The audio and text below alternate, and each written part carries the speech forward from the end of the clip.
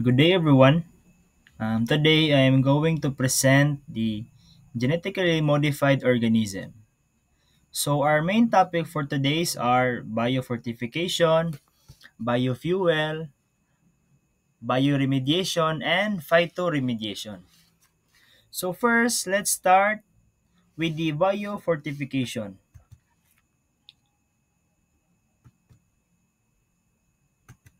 Na, Idansa, idansa. what is biofortification? So, by definition, biofortification is the process of increasing the nutritional value of a crops by genetic engineering to have a higher level of vitamins and minerals. So we have three examples here: golden rice, iron biofortified beans, vitamin A rich sweet potatoes. But we're going to highlight the golden rice.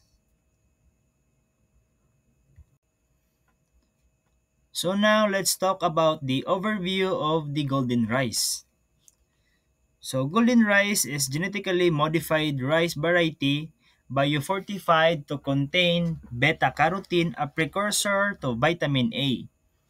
It was developed to combat vitamin A deficiency, a major health issue in developing countries like the Philippines, where rice is staple food, which which its distinctive yellow color comes from the beta-carotene. So we need to take note that we have two types of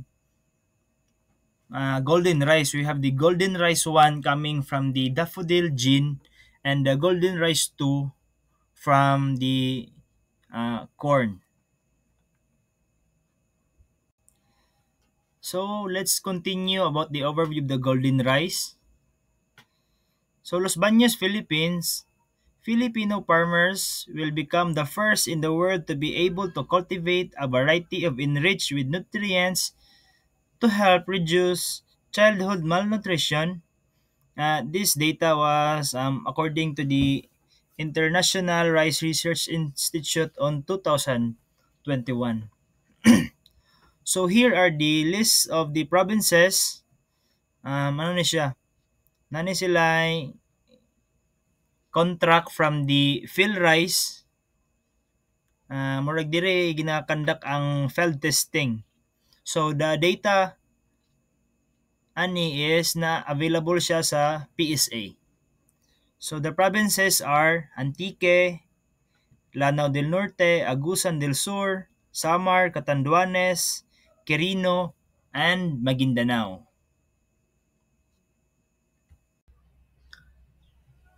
We already hear about many biofortified products, but the question is, how does this work?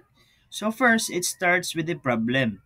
So the problem that we have in the Philippines is the vitamin A deficiency. So after they identify the problem, the vitamin A deficiency, the second step is find the missing gene. So now we have the gene from the corn and the CRTL gene from Panthea ananatis. So anong nabot maning gene from the corn? So take note, we have two golden rice. We have the golden rice 1 and the golden rice 2. The golden rice 1 is ang gene is coming from the daffodil. Tapos the golden rice 2 is gene from the corn. So kining biofortified product na to nga nadiri karon is mo na itong golden rice 2. Since ang gene from the corn mas daghan siya gina-produce nga beta carotene compare sa daffodil, so mas efficient siya maong mo na to gigamit dire. Now we have the CRTL gene. So unsa man ni siya? Gikan ni siya sa ah, Panthea ananatis. Ginatawag ni siya og shortcut gene. Tungod kay ang ato among plants is ga-perform pa siya og several enzymatic steps to convert colorless substance into colored lycopene, which then becomes beta-carotene.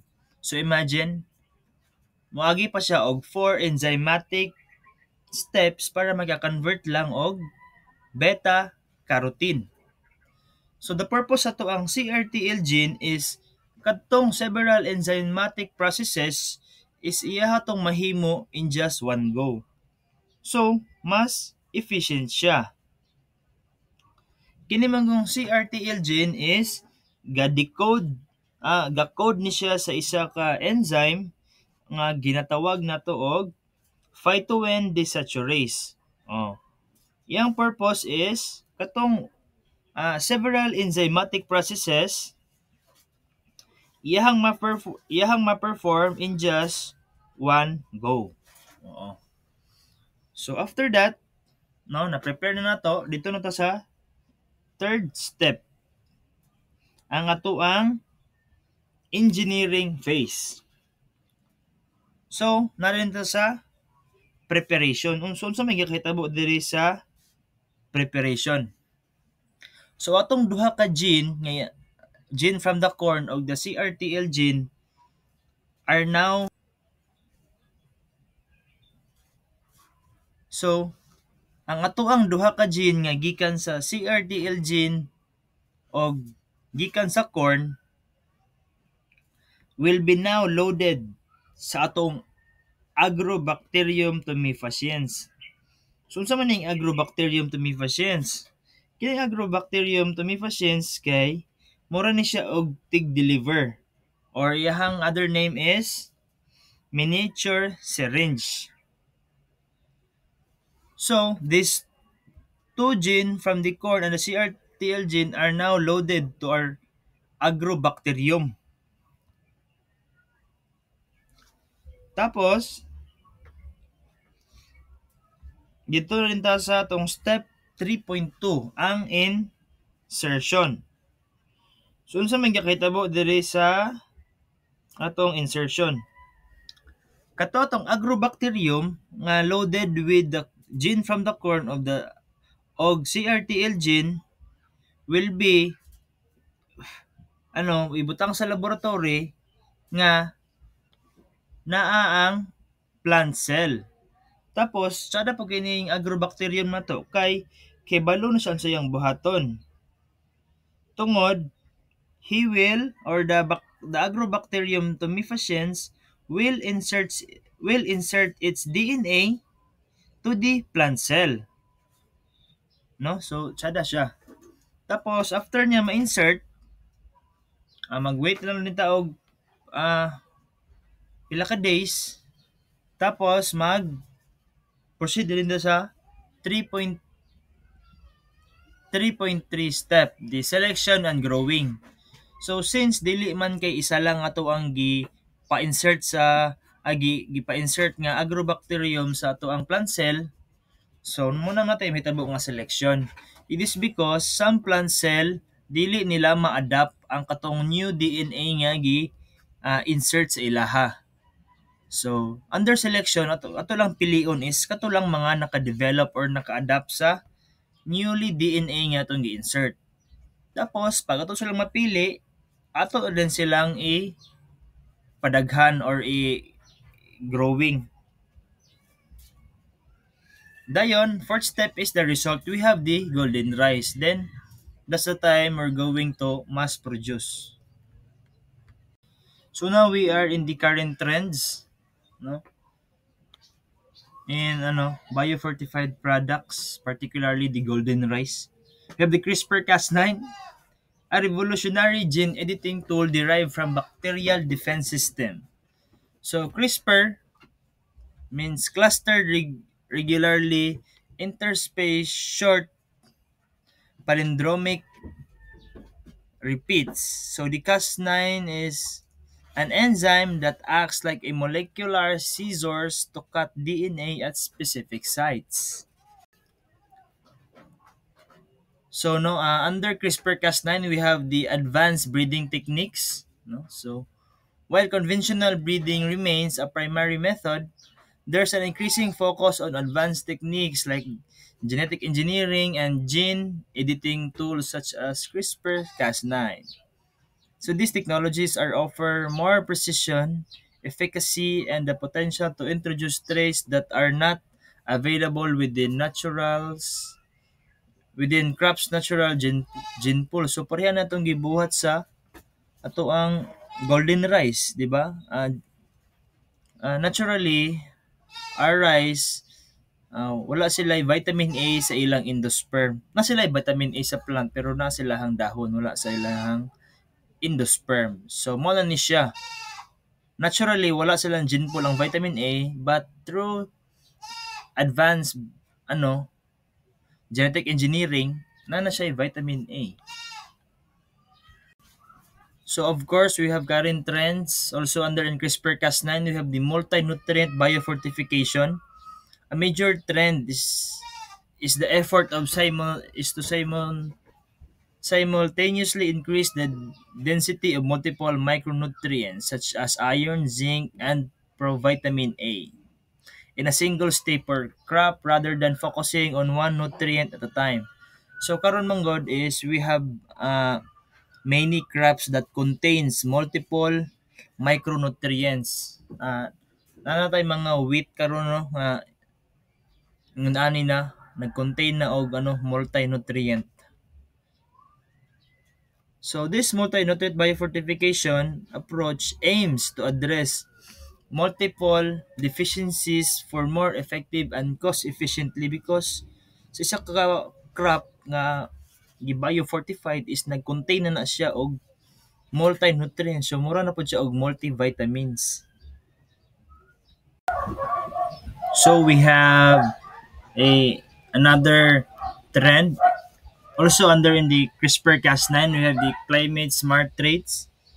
So biofortified varieties are increasingly developed to incorporate resilience to climate change, such as drought tolerance and disease pest resistance, making them more attractive and sustainable for farmers. So we have four examples no sa tong mga climate smart traits natay drought tolerant nga Zea maize, na siya'y deep roots that allow it to access water deeper in the soil.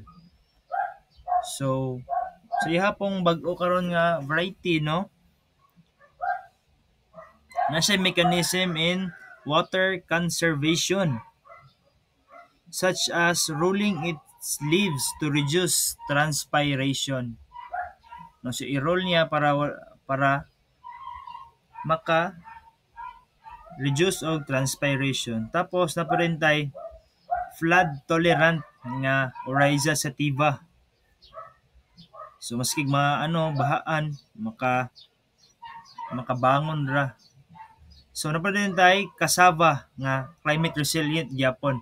Ano ni siya deep root system that allows water deep in the soil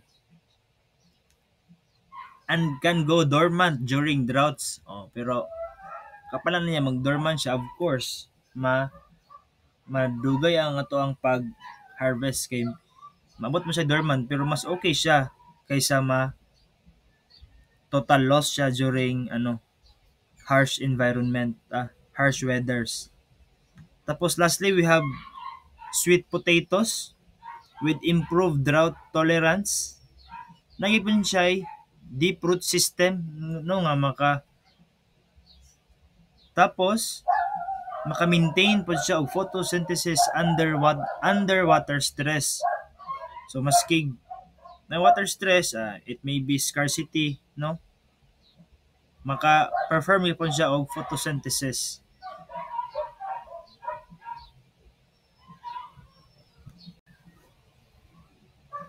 Now let's proceed to the advantages of biofortified products. So first, we have enhanced nutrient content. So of course, 'di ba? From our normal variety of rice, because biofortification naka-generate ta og golden rice which is a rice that is nutrient rich with vitamin A. Then of course, sustainable solution for malnutrition. Mo gyapon tong golden rice no. Nahimo siya to aid malnutrition. Tapos cost effective pud siya tungod the rice is our staple food. So maski dili na ka mag-supplement of vitamin A, since staple food nimo siya, day to day nimo ginakaon, so na kay makuha nga vitamin A sa rice. Maong cost effective siya tungod di na ka magpalit og supplements. So let's proceed to the disadvantages. So first, we have health and safety concerns. So of course, since this is a GMO, di gid mawala ang ato ang mga safety concerns about health. No, so ato na lang buhaton ani is we will try to educate the people para makasabot sila. Second is lack of awareness and acceptance, no? So, mo lagi ni since bag-o pa nagawas nitong mga GM products, no? Murag early 2000s pa siya na murag daghan na kayo ang gawas, murag multiple GMO products na nang generate. So up until now is lisod paghihapon nila murag i-adapt atong GMO. Tapos ethical and cultural obligation, no? So uban is dili sila uyon bahin sa genetic engineering sa tuang mga crops. Now we have the biofuel, our second topic. So biofuel, a renewable energy source derived from organic matter called biomass, such as plants, algae, and animal waste. According to Rodniova et al. 2016, the growing world population requires greater energy sources to enhance the living standards, and biofuel serves as a potential source to help meet this rising global energy. So we have here the corn, sugarcane, and switchgrass.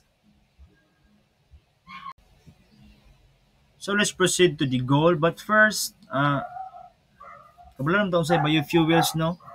Biofuels are made from organic matter, converted into fuels, and burned for energy, releasing carbon that's absorbed by growing plants, making it a relatively carbon neutral energy source.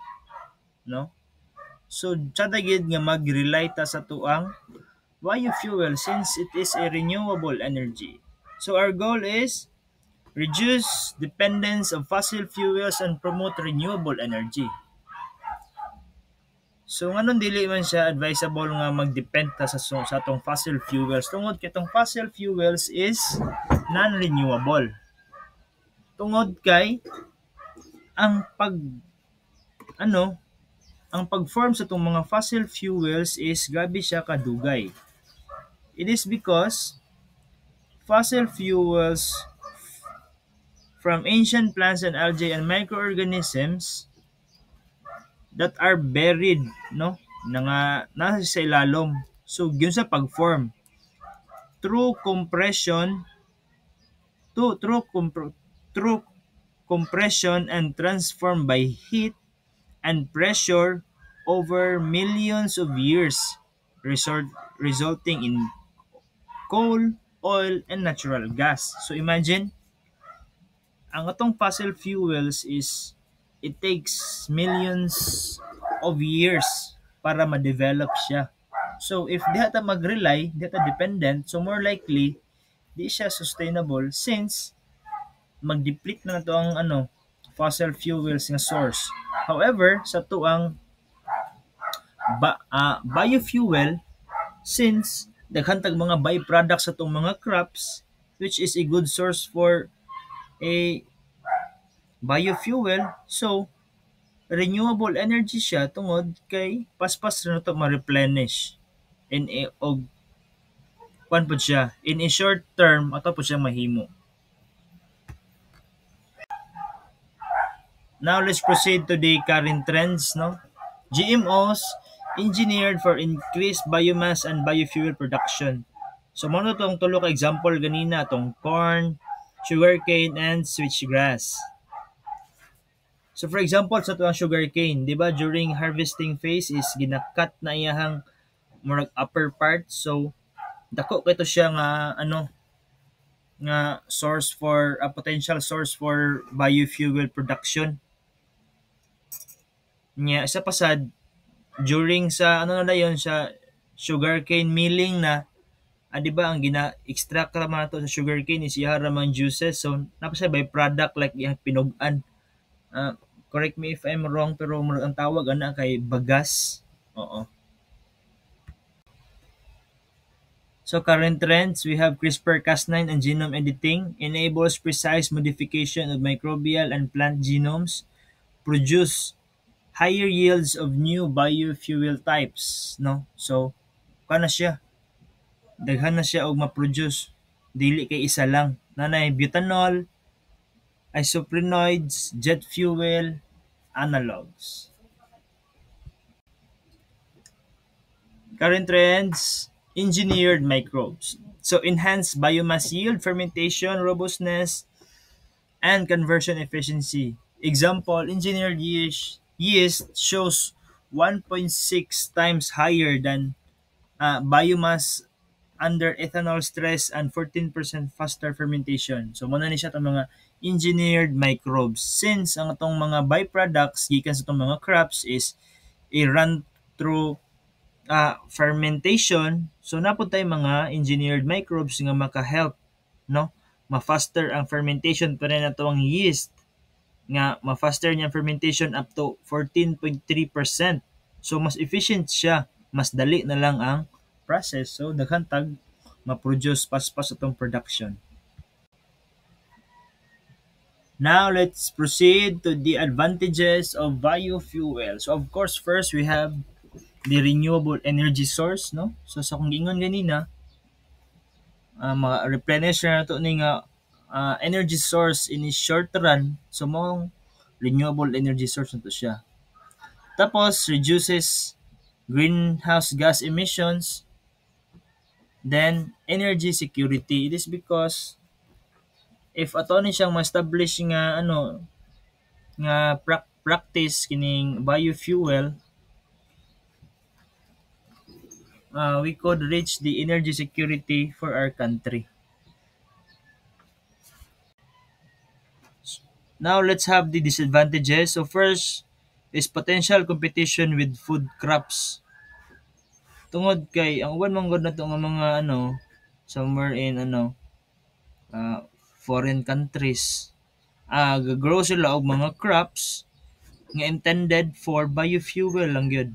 So no, instead unta pili to siya ipabunga, then kaon ang iyahang fruit or ang iyahang unod, then ang byproduct na or yung waste product na ang atong i-run through biofuel. So mo nang nasa potential competition with food crops. And then the second one is land use changes and water usage concerns.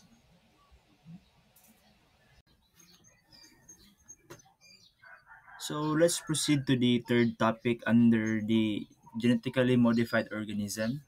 So we have bioremediation and phytoremediation. So first, what is bioremediation? It is the process of using living organisms such as bacteria, fungi, or plants to clean up or remove harmful pollutants from the environment like soils, water, or air. And second is, what is phytoremediation? It is a type of bioremediation that uses plants to clean up pollutants from the soil, water, or air. It is the utilization of plants to remove or absorb or break down harmful substances from the environment. So, to make it more simple, we have made a comparison between the two. So, on the first column, we have the bioremediation, and on the second column, we have the phytoremediation. So, based on their definition, bioremediation using microorganisms like bacteria and fungi to break down or remove pollutants. While in phytoremediation, it uses plants to absorb, store, or break down the pollutants. So, more likely, uh, based on definition, the bioremediation is the utilization of microorganisms, no, para mag-remove og pollutants, while sa phytoremediation is the utilization of plants to absorb the pollutants. Under organisms that is being used. So in bioremediation, bacteria, fungi, and algae, while in phytoremediation are green plants. So after this slide, no, we have some examples of what are the plants nga na ay mga phytoremediation properties or ga-absorb sila og mga pollutants. So, what are their main actions? So, bioremediation, microbes decompose or convert toxic substances into harmless ones.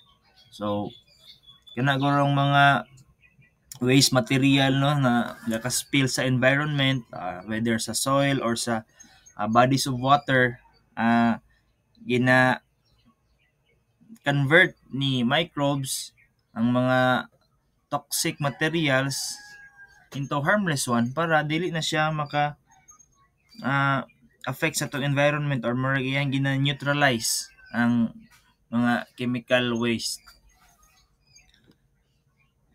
On phytoremediation, main action is plants absorb, accumulate, or stabilize toxic substance. So, some plants, no, na sila yung mga ingani nga mga ability. They absorb the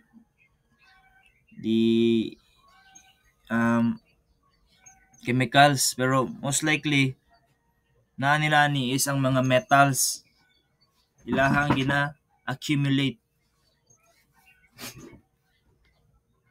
So now let's proceed to their common use. So bioremediation, cleaning oil spills, toxic waste and contaminated soil or water. So okay mo na ni siya. Under phytoremediation, removing heavy metals, pesticides, and toxins from the soil or water. So kasagaran ni atong mga phytoremediation natay makita ni dito sa may Don Carlos diya sa may Lake Pinamaloy na yung mga gipangtanom din na ang mga plants nga intended for phytoremediation. So examples natay bacteria nga ga-breakdown ani. So makatag example niya.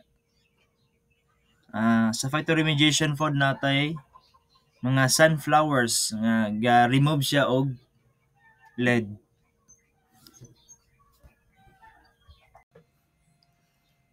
Now we are in current trends of phytoremediation. So using plants already adapted or found in the area to undertake screening for phytoremediation. So under phytoremediation, we have three examples. We have the Ipomea aquatica, Chloris barbarta, and Cynodon dactylon.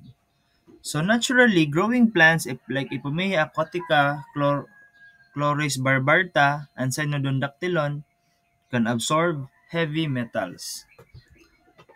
So let's be more specific. The Cynodon dactylon, sa man siya to ang Bermuda grass. It accumulates Pb and Cr in shoots. So unsa man nga mga metals ang Pb and Cr? So the Pb is the lead and the Cr is chromium. While in Ipomea aquatica and the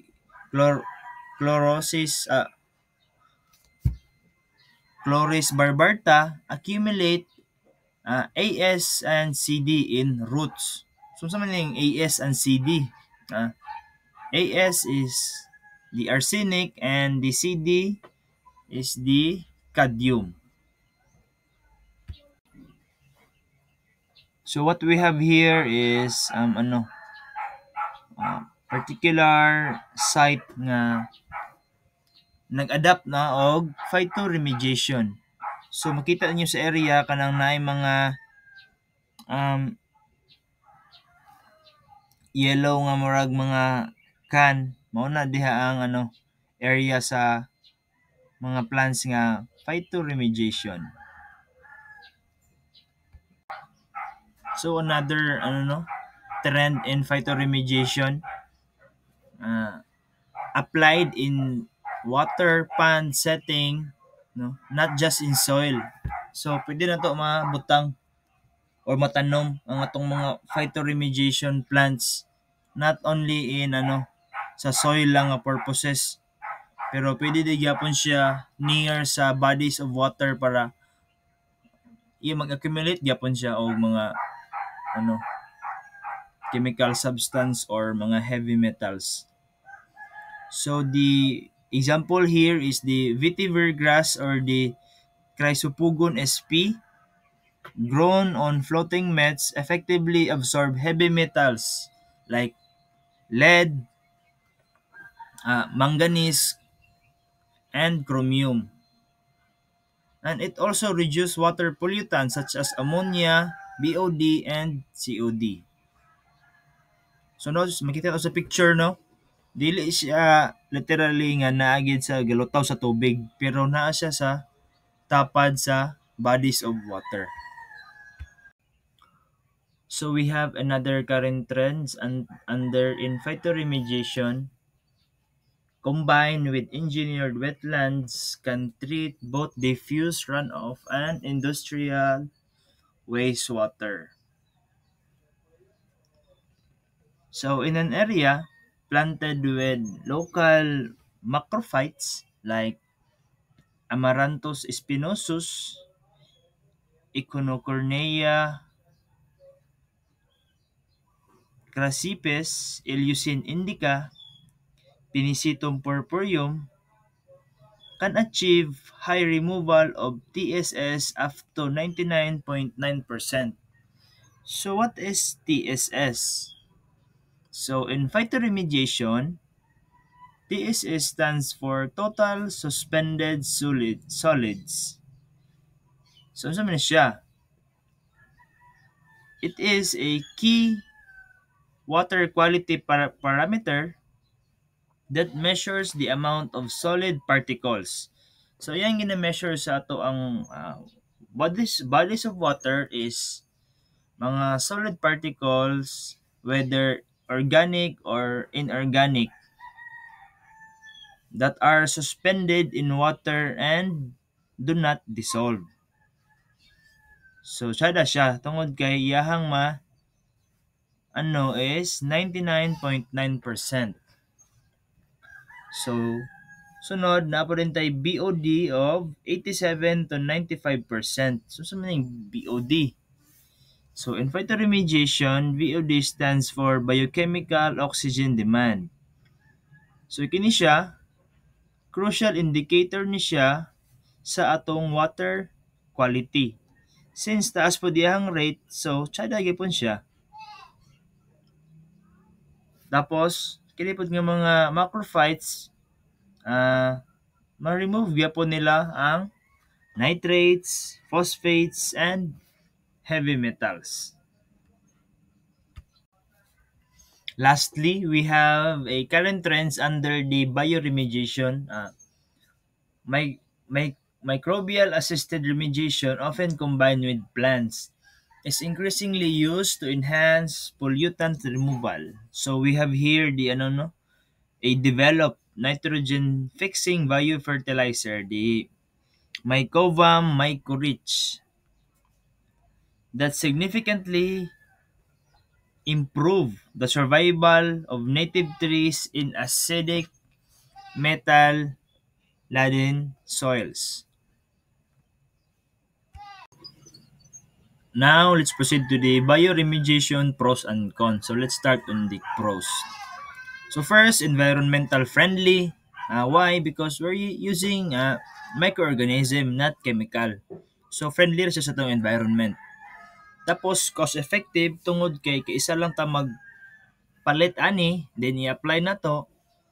Mag-wait na lang din ta nga ma-establish ang microorganisms, then it will last in long term. Tapos, muna ni siya, uses natural microorganism to minimize the need for harmful chemicals. So, mura na siya og substitute sa itong mga chemical inputs. So, cons, we have slow process. Why? Because when we're using a microorganism, we should not expect its effects right away. No? Nag-wait pa ta nga mag-establish ni sila nga mga microorganism para atong makita ang ilahang effects. So, ihang cons is effectiveness depends on the environmental conditions. So, of course, since this is a microorganism, it has a life. So, nani siya a particular environment nga suit ra pud sa iyaha. Okay, if given nga hatagan siya og unfavorable condition, so probably basin mas slow iyang process or maka-affect or eventually mamatay siya.